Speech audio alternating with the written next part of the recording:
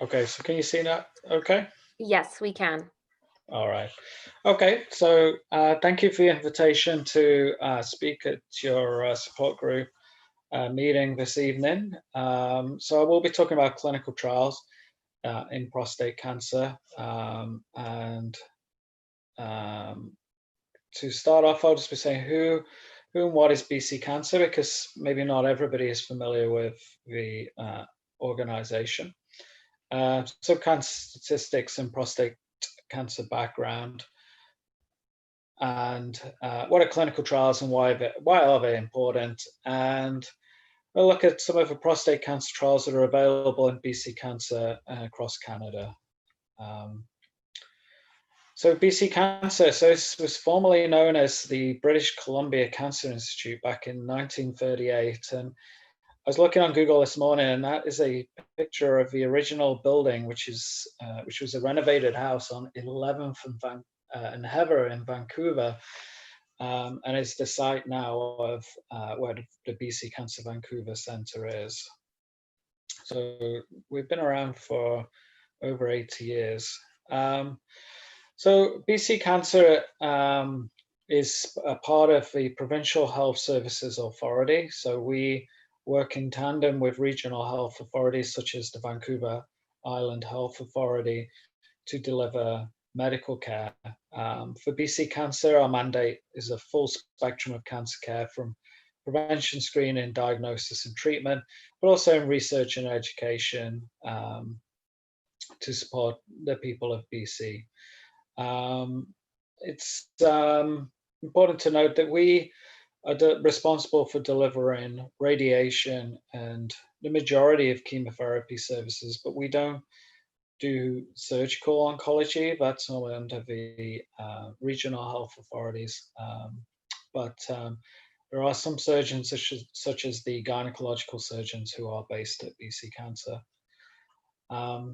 We do collaborative and ongoing research to find causes of cancer and develop better treatments. And as you may be aware, BC Cancer is very active in this area. And we have a lot of world-class researchers and physicians who are recognized for the work that they're doing on a day-to-day basis. We're comprised of 6 regional cancer centers and the BC Cancer Research Center in Vancouver. So we have the 6 regions, the 6 centers across the British Columbia region. And a lot of work went into this in the past to place these centers in the right areas according to the geographic distribution of people in BC. But also, and sort of a little more later, in terms of delivering radiation therapy, because it is only our organization that does that with the use of very large and expensive machines called Linacs and other types. We've had to make sure we place them in the most optimal place. And so our centre is based in Prince George in the north, Victoria on the island, Surrey and Abbotsford and Vancouver on the lower mainland, and then Kelowna out in the interior. So this is just a little bit on prostate cancer projections from our institution, from our statisticians. And estimated that there would be just under 3,500 new diagnoses of prostate cancer in 2020. I think it'll be interesting to see what that number actually turns out to be, given COVID, and plus the possibility of some men not getting all of their tests. And so it'll be interesting if we see some change in those numbers this year. I'm going to show you a lot of statistics, so I always like to show this slide. So just bear with the statistics that are coming up. The next few slides have taken data from the Canadian Cancer Society report, and this is a 2019 report. And it shows in the bottom left that over 220,000 Canadians were diagnosed with cancer in 2019, and the number used to be roughly 1 in 3, maybe 1 in 4, but now it's down to 1 in 2 Canadians who develop cancer in their lifetime. So it really is a serious public health issue. And in the top left corner, when we look at causes of death for Canadians, cancer far outweighs any other cause of death, including heart disease, which I think is interesting because you look at statistics in heart disease, and from the Canadian Heart Foundation and other organizations, you'll see that heart disease is promoted as a leading cause of death, and it is, but cancer still is a much higher burden on our population. I don't know if you can see my mouse, but I'll use it anyway. I assume that you can. But one of the interesting things is this bar chart on the right, which shows the distribution of or incidence of the different types of cancer based on differing age groups. So if we can find prostate, we only start to see in the 50 to 69-year-old category up here, and it's 15% incidence of all cancers for that age category. Decreases to 12% in the next category, 70 to 84 years old, and decreases again at 85 plus. Of course, it does occur very rarely at the other end in the 30 to 49-year-olds, but the number's not high enough to be represented on that graph. But you can see from just from a visual, just how large the squares are, representing the number of new diagnoses in that age category. So Canadian cancer-specific statistics, again, this is an estimate. This is from the Canadian Cancer Society. And prostate cancer is down there, is ranked to number 4 for the incidence of prostate cancer in Canada. But the trend is going downwards, which is a good thing. And it may be the 4th, it has the 4th highest incidence, but it's ranked 5th for mortality, which obviously is also a very good thing. And if we look in the far right-hand column, the 5-year survival rate is at 93%, which is excellent, and has gone up to that value significantly from in the last 20, 30, 40 years, and is now one of the most treatable cancers that there are, especially if caught early. This just shows, it's basically the same chart, but a summary of projected cases and deaths in BC in 2020, and shows that prostate cancer in BC has the number 1 incidence, certainly in males, and is ranked, what would it be, number 4 for causes of death in both sexes. So it'll be pretty high if we were looking at just at men. So it's something that we're very interested in new treatments and improving outcomes for men. So this is an interesting slide. I wasn't sure whether to include it or not, but this shows the projections of cancer diagnoses from 2005 to 2015, and then the projection in 10 years' time. And it's showing a projection in 2030 of 97% more cases of prostate cancer and other cancers on that compared to 2005. And I think that's interesting because the true incidence is now is actually decreasing. I think this is the last slide from the cancer report.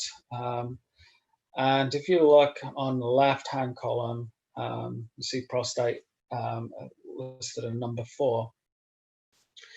And it shows you for these different domains, preventability, detectability, incidence, survival, and mortality.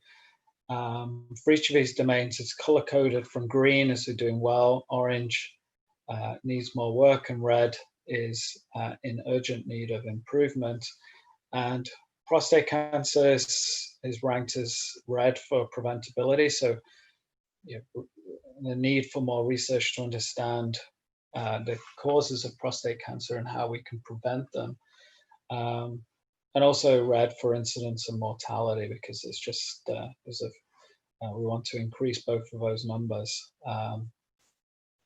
But where we are doing well is because of the number of men who are diagnosed with prostate cancer. The survival rates are among the highest that there are for cancer, and so it shows that the treatments that we do have are working pretty well. So this is one of my favorite slides that I show pretty much in every presentation that I give. And I only wish that I had remembered where I got it from, because it's an uncited reference essentially now. But I love it, because if you look at I'm going to call them geographic areas running along the bottom, we have countries, and we also have the provinces and territories of Canada lined up. And you can see that when they were looking at this particular mortality due to cancer, BC was ranked number 5 in the world for the lowest amount of deaths from prostate cancer, which is a reflection on our healthcare system, but also the health of our men in general. And I think that's great, because our neighbors down south, and I'm not going to say anything about Trump in my presentation, you see BC is doing better than the US in terms of outcomes of when we look at just mortality. And we don't have the amount of money being plowed into our healthcare system as they do down south. So that's really quite interesting. And we're actually ranked up there with the Scandinavian countries, and also the best province or territory in Canada in terms of mortality. So that's good data there. So this really sets the scene. Excuse me, sets the scene for clinical trials.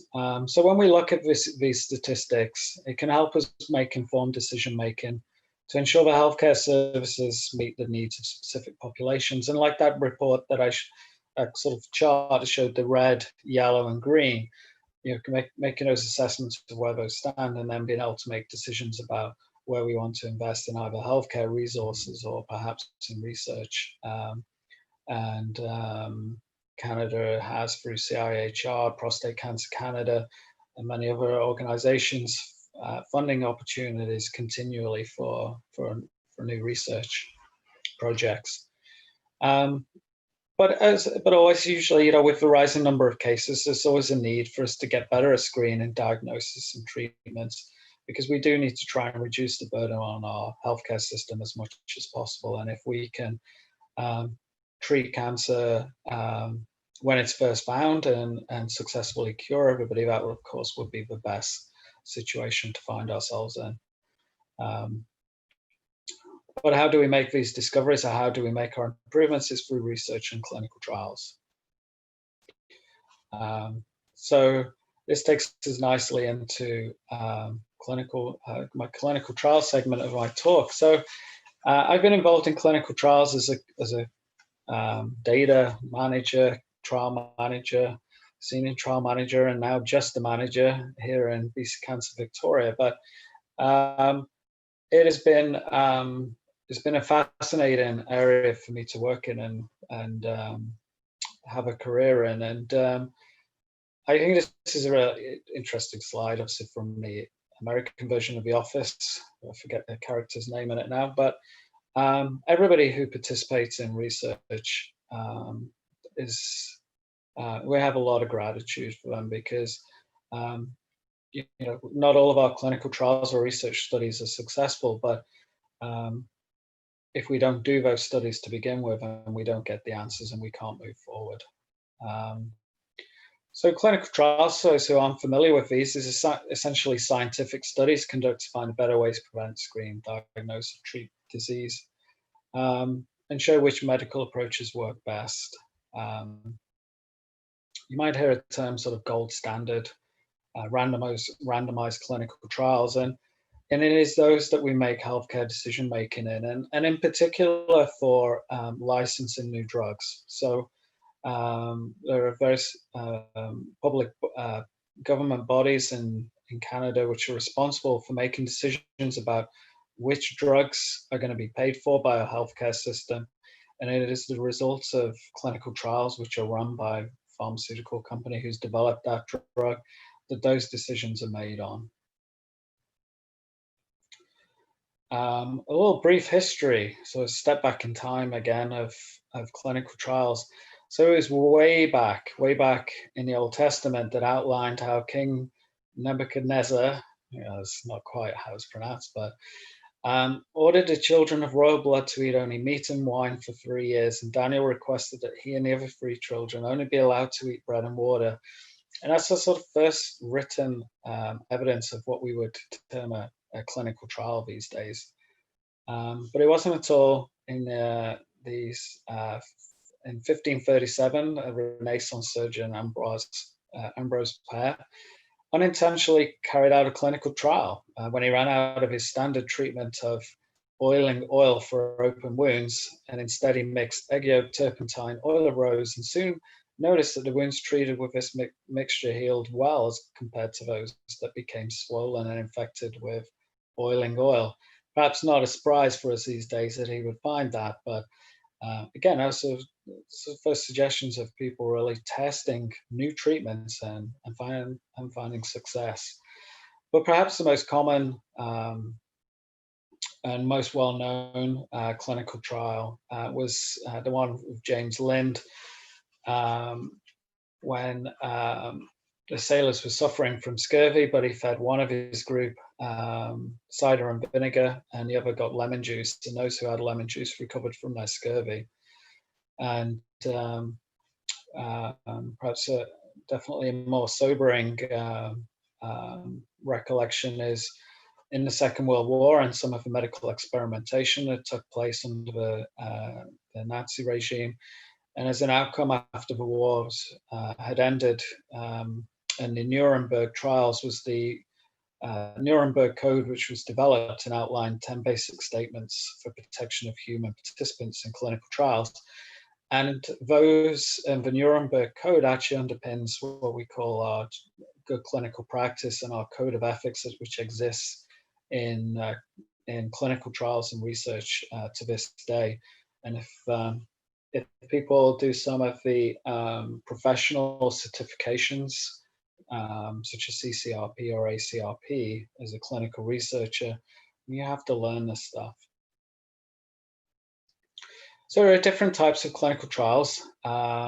We typically call these phase 1, 2, 3, 4.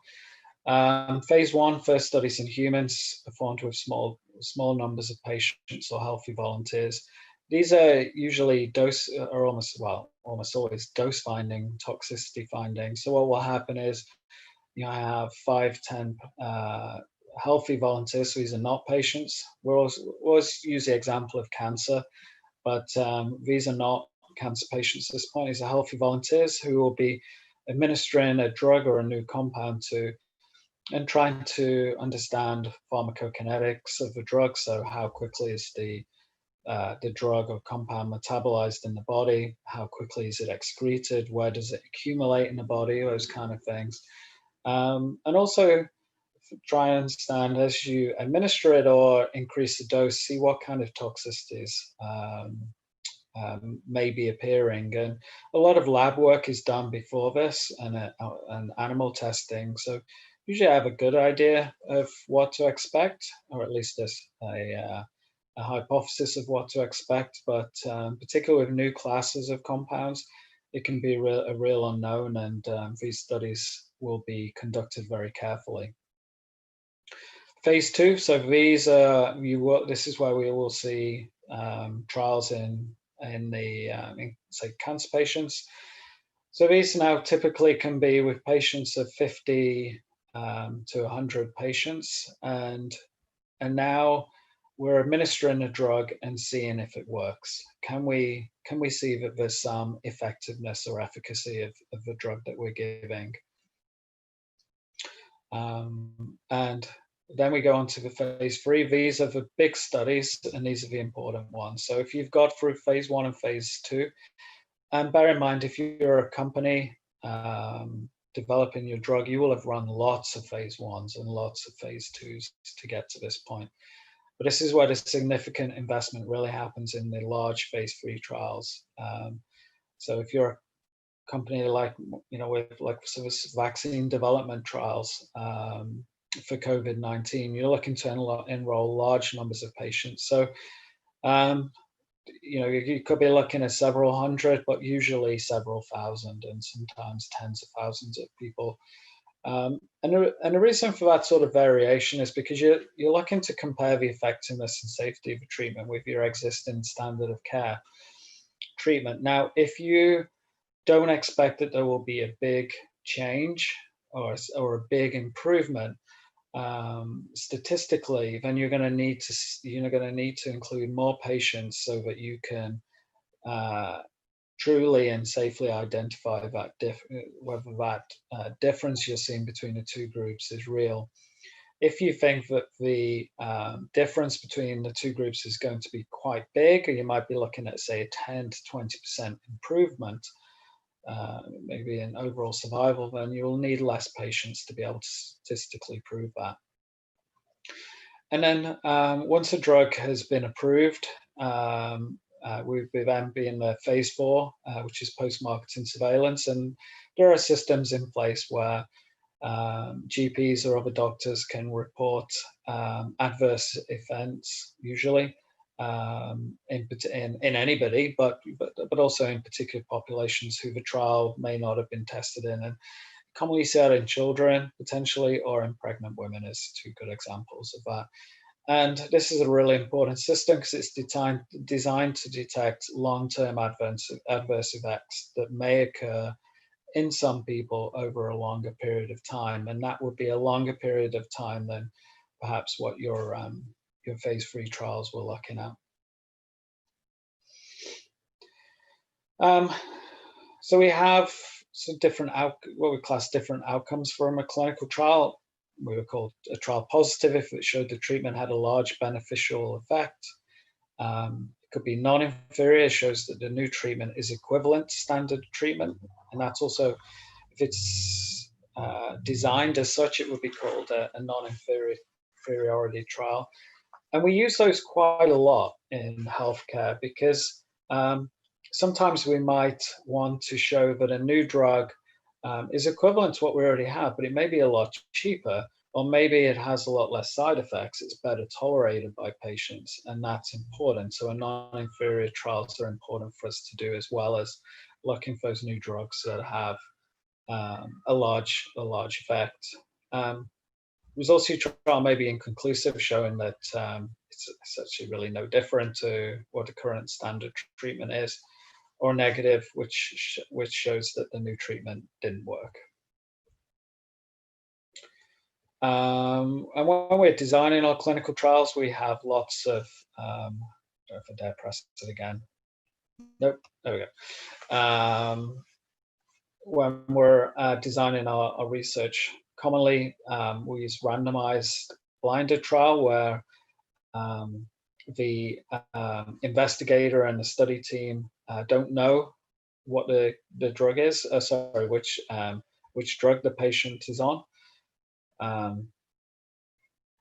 Whereas a randomized double-blind trial means that neither the patient nor the study team know which drug the patient has been randomized to receive. And when we talk about randomized, I mean that when a patient consents to take part in a clinical trial to determine which treatment you're going to receive, we use this process called randomization, which these days is just using a fairly simple computer system, which will place a patient based on a few factors into the groups of into an arm of the trial, and each trial, the number of arms that it could have will just depend on what they're trying to study. Placebo trial. So we do run those trials in oncology and BC cancer, as long as the patient is receiving the standard of care treatment. So when I talk about some of the trials that we are running right now, you'll see that there is the investigational drug of interest plus maybe standard of care versus standard of care plus the placebo. And that would be either as a blinded or a double-blinded trial. Historical control trial. Those are used when the population that you're studying is of a rarest sort, and that there aren't many people with that particular, say, cancer or condition, and it would prove very difficult or perhaps impractical to have what we would call a control arm, which is your comparator group. And so you may choose to use a historical cohort to compare the people that you're putting onto the trial against. It's not ideal because there are things to keep in mind, such as every year the healthcare system gets a little bit better, and so if you're comparing say 30 patients that you've given a treatment to in 2020 to 2025 versus a historical cohort who were treated in 1990 to 1995, we would naturally expect the outcomes to be better now for the group treated in 2025. So the interpretation of the data is usually very cautious. We can have crossover trials, and this can help with dose finding, but also as a method to ensure that you can use the patient as their own control. And then there's also a withdrawal trial, which we don't typically use. So a little bit about our clinical trials unit here at BC Cancer Victoria. So this unit has been going for 40 years now. The first trial was opened in 1980 for ovarian cancer. And between 2006 and 2018, and that's as far back as I've dipped into the data so far, some under 1,500 patients have been recruited onto a clinical trial. Comparing our clinical trials unit performance against our other BC Cancer centres, we've been consistently the third highest recruiting centre, so right in the middle. But my personal vision is, and thrust of my work is to have a clinical trial available for every patient, despite the type or stage of cancer, and that is something I'm probably spend the rest of my life working on, just to get in place in Victoria. And perhaps my second vision is more realistic, which is to become the lead CTU in the province, so to outperform Vancouver. So a little bit about sort of what I did when I joined in 2018. So I joined in the summer of 2018 to rebuild the clinical trials program. And what I wrote in the summer of 2018 with my colleagues was a funding proposal to be supported by BC Cancer Foundation and essentially donations from the community of Vancouver Island to restart our trials program and bring together our medical oncology, radiation oncology, and medical physics departments. And this clinical research and clinical trials was addressing a strategic priority from our 5-year provincial cancer plan, which was innovation. And really, one of the reasons why we're doing this is to bring options, treatment options, and world-class research and care and ideas to our patient population. So this was identified as a strategic priority for us and was funded. So this was the original plan and still is the plan if it comes to an end in March of next year. So it was developing a clinical trial portfolio towards the majority of the disease sites that we're treating, which really was about increasing the number of trials that we had open to recruitment for patients. Improving our national ranking. So across Canada, we were ranked 17th place in 2018 for recruitment of patients onto academic sponsored clinical trials. So we want to improve on that. And this has been a big one for us, is like, how do we choose better trials for our population? but when we're running a trial, how can we be most efficient and have recruitment practices that can get one patient on per month per trial? If anybody can achieve that in clinical trials, then they are a superstar. But also that during this 2-year period, was training for our own doctors to increase their knowledge and skills when it came to clinical trials and collaborating with provincial and national groups. And a really important thing and partly the reason why I was hired was to make it a financially secure and sustainable trials unit. It's a very tough challenge. We don't have core funding support from the Provincial Health Services Authority or from Island Health Authority, and so the way we run our clinical trials program is the money that we're paid to have patients on trial, set trials up, has to pay for our nurses, our coordinators, and all other costs. So this is some things we did. So we redesigned the trial portfolio structure, increased our team from 2 to 6 nurses, and a focus on phase 2 and phase 3 trials. So in Vancouver, you might know, might be aware, they have a very active phase 1 program. So they do a lot of work and have a lot of trials open with new drugs and new compounds. And for anybody who is looking, who's looking for a trial option, where they've gone through most of the existing drug regimens, and the phase 1 program in Vancouver is certainly a place to look at.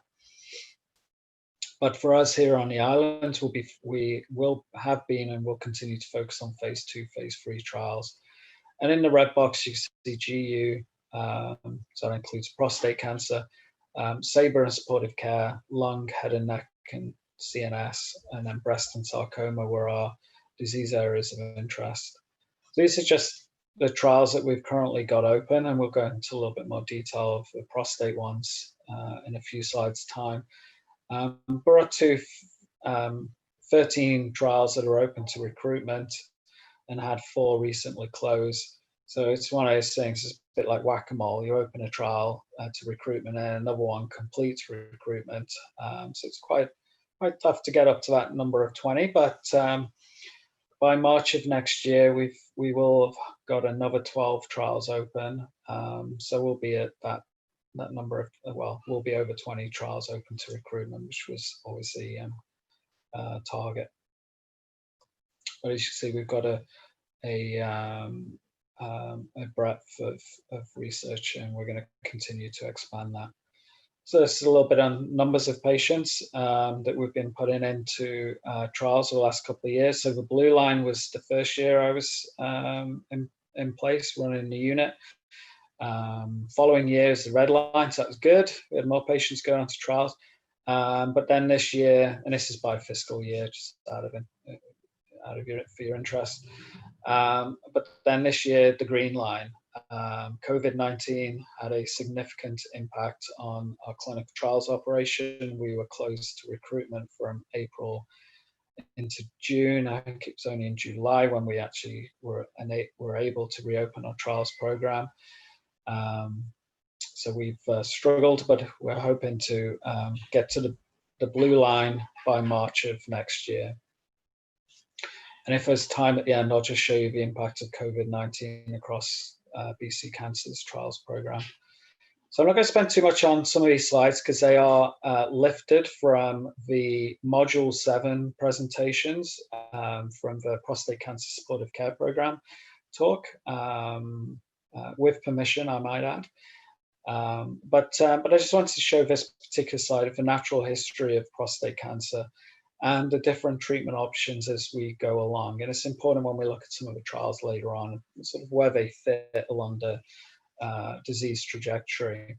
So typically for BC Cancer, we're in those trials which are on the right-hand side in this area under oncologist care. So this, because we have radiation oncologists and medical oncologists. So a radiation oncologist will deliver radiation or brachytherapy for prostate cancer patients.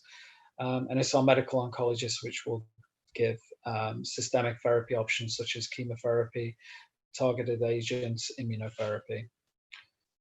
And typically when patients come to BC Cancer, they will be usually in the metastatic realm and have symptomatic disease.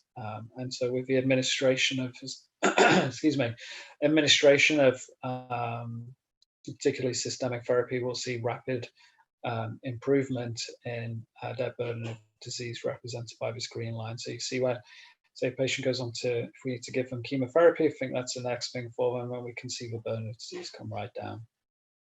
And we see very quick improvements in how they're feeling. So this is slide just showing was prostate cancer in the metastatic setting. So we have sensitive disease over here, and then resistant disease over here, and that's important because of the treatment options which are available. So when we look at the castrate-sensitive setting, so way back in 1941, Charles Huggins identified androgen deprivation therapy through was it orchiectomy at the time, by removing testosterone from the body.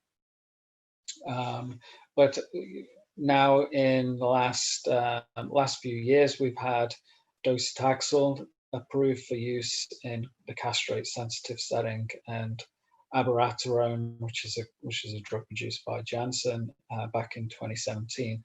And what's happened is docetaxel used to be given further down the disease stream, but what's happened is we've brought it forward. So we've got data to show from clinical trials that giving docetaxel earlier is beneficial, but only for select patients.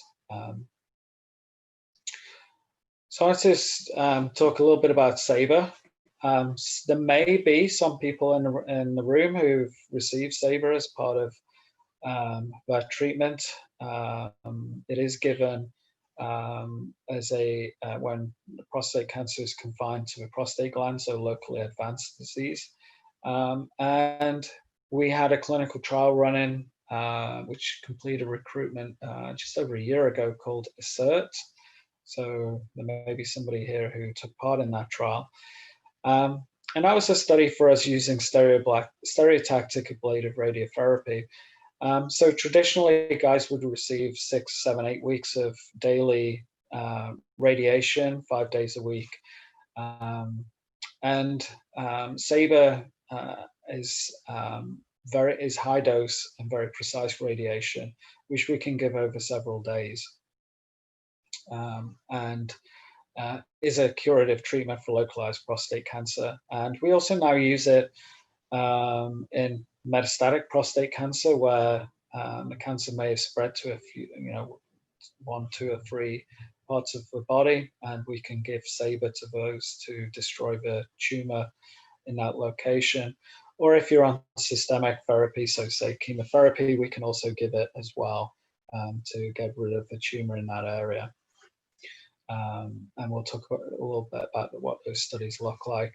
So I just had to date this slide today because this used to say SABR was not available as a standard of care option, but it now is. So BC has been one of the later provinces to adopt this treatment, and it is now available off trial for certain indications, including prostate cancer, but does require further validation.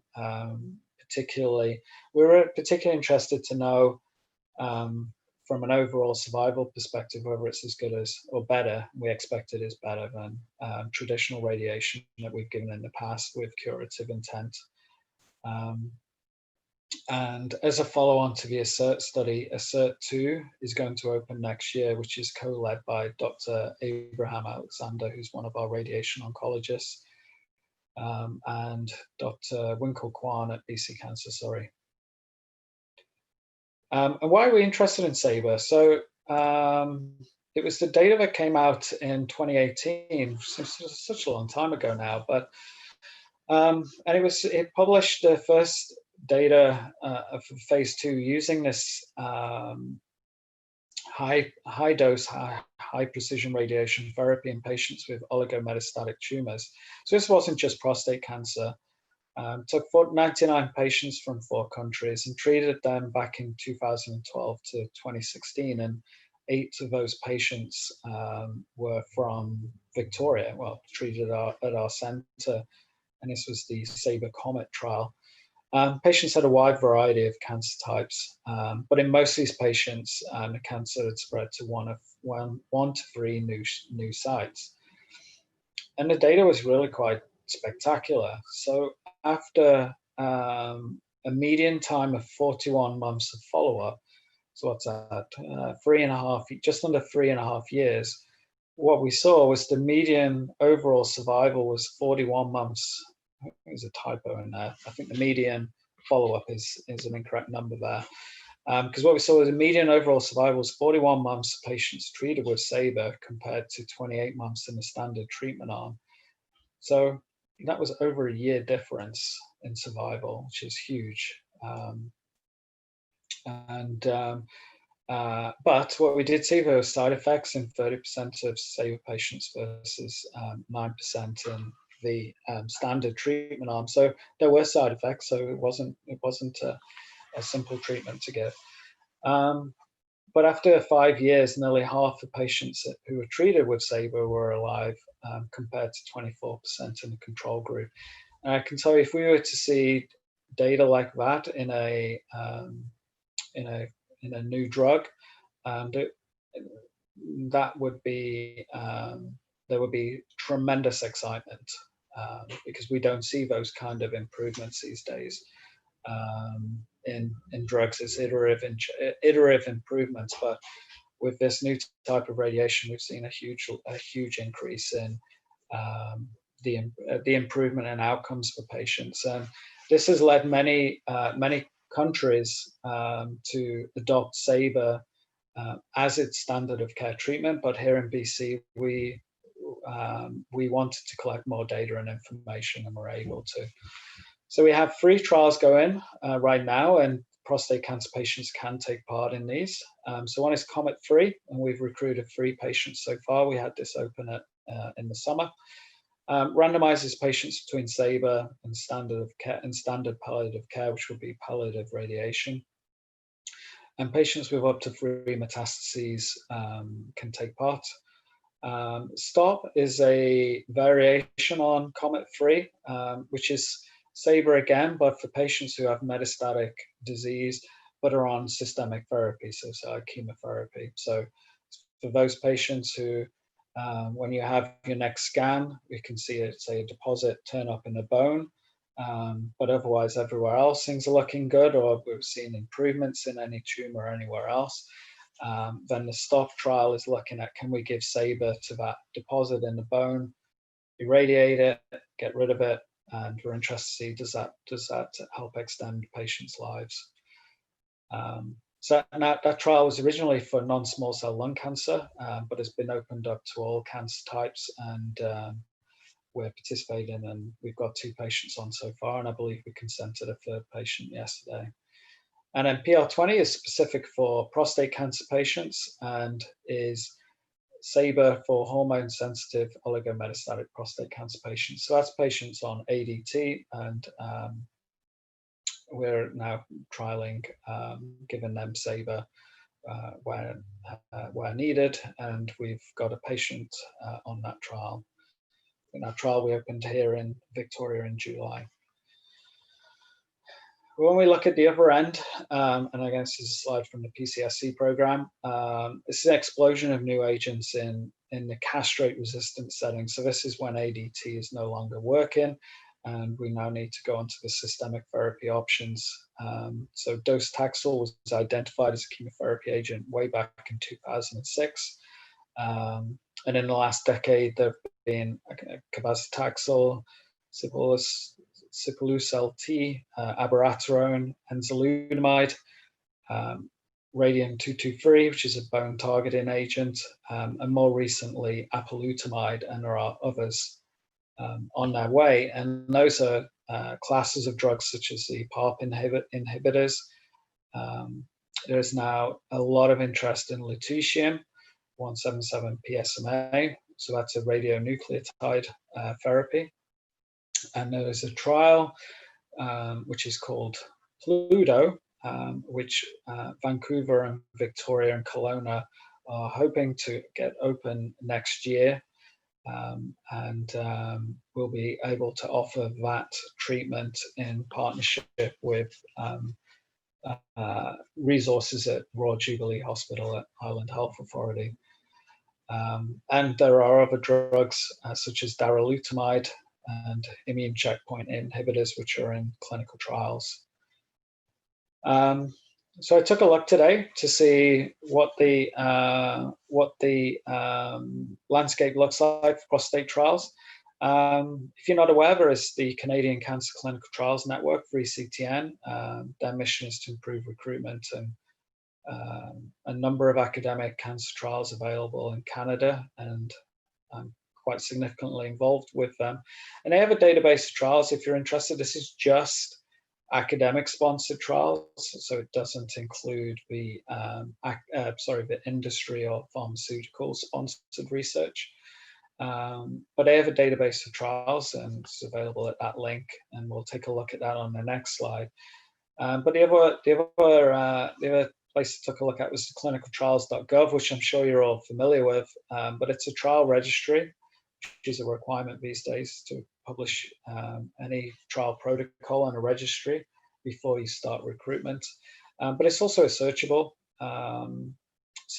registry. And when I looked today, and put in prostate cancer, there were 981 trials or studies which were recruiting across the world. That's a huge amount of research which is going on right now. And then you won't be able to see this, but I'm happy for my slides to be shared if people want to look at this afterwards. But this was from the 3CTN website. So this is the academic sponsored trials which are sponsored in Canada, and there are 26 in prostate cancer right now, and then an additional 4 which are not yet recruiting but are pretty much ready to go. And we've got this trial acronym on the left. The title is cut off a little bit in the middle column, but it gives you an indication of what the trial is. And then the clinicaltrials.gov number on the right, where you can go to, which is the registry for more information. So I'm happy to share that, and also always happy to answer any questions. My email address is on the first slide. This is systemic therapy trial options available at BC Cancer. So currently, whoops, there's a typo in Abbotsford, sorry for that, Abbotsford people. Their clinical trials unit isn't opening new trials at this time, and Prince George doesn't have a big systemic therapy program at this time. So Kelowna has 1 trial open, which Vancouver also has open.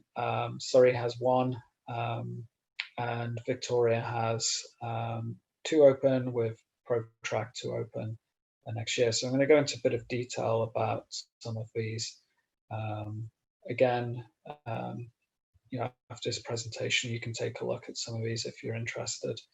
So this is one of our trials we've had open for about a year now. So this is sponsored by Janssen Pharmaceutical Company. So it's using one of those PARP inhibitors that I mentioned on an earlier slide.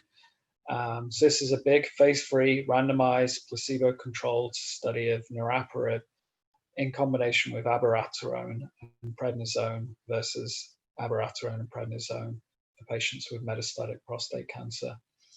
So we've put 4 patients on this trial so far. 1 went on just this month, and we are getting close, Royal We, the trial is getting close to completing its recruitment, so we can expect to see the first results probably coming out potentially in the summer, when some of the big meetings are taking place, or in the fall of next year. Keynote 641, so we just opened this last month. This is sponsored by Merck. A big phase 3 randomized double-blind trial of pembrolizumab plus enzalutamide versus placebo and enzalutamide. This one's an interesting one because pembrolizumab is an immunotherapy, and we haven't, data to date hasn't shown pembrolizumab to show a great deal of efficacy in prostate cancer. it has changed the management in lung cancer. It's such an effective drug, but we haven't seen the same the sort of improvements to the same magnitude as in lung cancer. But this trial is looking at that in more detail and giving it to patients when after they've completed a 28-day washout with abiraterone, and then going on to enzalutamide. The purpose of this trial is to see if we can add in an immunotherapy as well to see if that improves patients' outcomes. So we'll have that trial open for probably 12 months, I would think. And then this is a new study. This is what we call investigator-initiated study from Dr. Kim Chi, BC Cancer Vancouver. This is a follow-on to a trial called Abienza, which was at the time a few years ago comparing whether to give abiraterone first or enzalutamide first, and this is the follow-on trial. So now this is a randomization between biomarker-directed therapy or clinician's choice of giving enzalutamide or docetaxel to those patients who've received abiraterone. And it's an interesting one because at the Vancouver Prostate Center, Dr. Alex Wyatt and his team have done a lot of work in identifying biomarkers and indicators of those who respond well to certain treatments. And so now we've got some genetic expression that we can look at. And so this trial is looking at is the biomarker-directed therapy does it distinguish patients better than the clinician's choice of drug? And so we're due to have this trial open here in Victoria next month. And I believe it's about to start recruitment in Vancouver any day. This is, again, you might recognize darolutamide. That was on the slide of those new agents on the horizon. And we will have this available here in Victoria in the spring. So this trial is looking to see whether we can add darolutamide to standard therapy for those patients with very high risk cancer of the prostate. So that's those who are diagnosed with clinically localized prostate cancer, but are at very high risk of disease progression despite initial treatment. So this trial is going to be looking at whether giving darolutamide to ADT plus definitive or salvage radiation is beneficial. So we will have that trial available for patients in the spring of next year. I want to mention just a couple of others because these could be trials that people here have been approached about or could be approached about just by virtue of having prostate cancer. So we have a study called Prevalence, which is a biomarker study sponsored by Janssen, which is looking to determine the frequency of DNA repair defects. So that's of particular interest for those drugs which we call PARP inhibitors, such as niraparib. And we're really interested to see how common are those DNA repair defects in men with prostate cancer. So we've enrolled 49 patients so far. We have a target of 75, but we can recruit more than that if we get to 75. So if you're interested in finding out what kind of genetic mutations you have, we take, I think it's blood and a saliva sample, and we can get those results back to you in due course. So if you're interested, just let us know or let your oncologist know. And then the other one is a multi-center cohort study of patients with advanced prostate cancer. So again, Janssen, as you can see, is very interested in prostate cancer. They have a prospective chart review looking at how patients are treated, which drugs are used, which sequence are given, what they're given, and how well they do. And if we approach you about that, it'd be great if you're willing to take part, and that really says nothing for you to do on it. We just collect data on you in the background. And that is it. So there's a lot of information there, but happy to answer any questions. And I realize I've gone over time a little bit, so I do apologize.